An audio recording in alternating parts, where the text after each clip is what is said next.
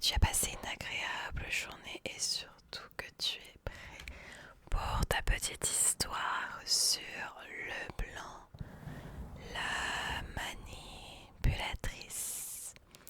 Je te laisse donc t'installer confortablement et surtout, je te laisse passer une douce nuit. Bonne nuit, bonne nuit. Le blanc, la manipulatrice. L'identité de Leblanc, qui a la tête de la rose noire, est aussi insaisissable que les murmures qui la décrivent, et pas plus tangible que les illusions qui lui donnent forme. Peut-être elle-même ne la connaît-elle pas, après tant de siècles de tromperie et de falsification. Les initiés de la Rose Noire sont les héritiers d'un ordre bien plus ancien que Noxus. Ils complotent dans l'ombre depuis des siècles en attirant dans leur rang les riches et les puissants. Ils ne sont pas tous informés des origines de leur protectrice, mais beaucoup ont entendu les légendes. Elles parlent d'une sorcière pâle, alliée des tribus barbares dans leur guerre contre le revenant de fer, lequel ravageait les terres déjà éprouvées par les Darkin. Même aujourd'hui, on murmure son nom avec terreur. Mordekaiser, la sorcière qui avait fait naguère partie des proches du revenant, possédait des compétences uniques. Mais elle trahit son camp et jura de neutraliser la source de son pouvoir, le bastion immortel, en le coupant des puits des morts qui alimentaient son effroyable empire. Mais alors que les barbares érigeaient leur propre empire à la suite du bastion, ils ne comprirent pas que les secrets arcaniques n'avaient pas été totalement enfouis. La sorcière pâle avait toujours excellé dans l'art de l'illusion et son plus grand succès fut de faire oublier à Noxus la sombre puissance qui rôdait en son sein. Lorsque les guerres runiques éclatèrent, les secrets anciens avaient été totalement oubliés. La Rose Noire existe toujours et son but clandestin est de servir les intérêts de ceux qui sont capables de domestiquer cette magie. Des nobles de moindre extraction, attirés par les rumeurs enchanteresses, y sont exploités sans scrupule par les vrais seigneurs de l'Empire. Même les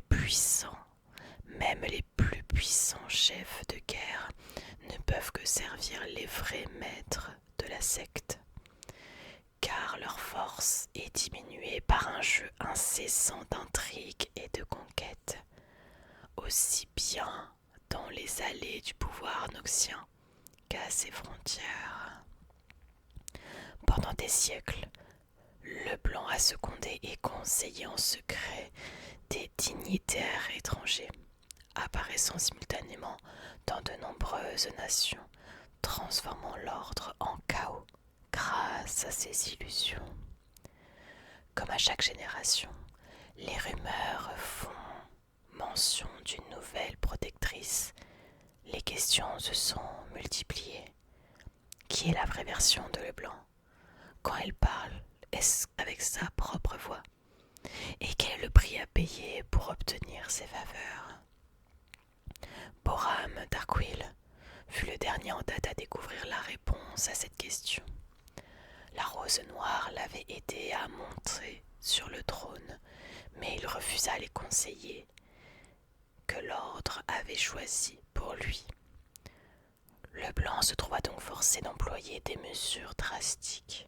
Elle manipula un jeune noble nommé Jericho Swain pour qu'il dévoile l'implication de la secte, et elle le laissa exécuter les conspirateurs, elle y comprise, du moins en apparence. En temps voulu, Elle s'approcha de Darkwill et découvrit un dirigeant paranoïaque et terrifié par sa propre mortalité.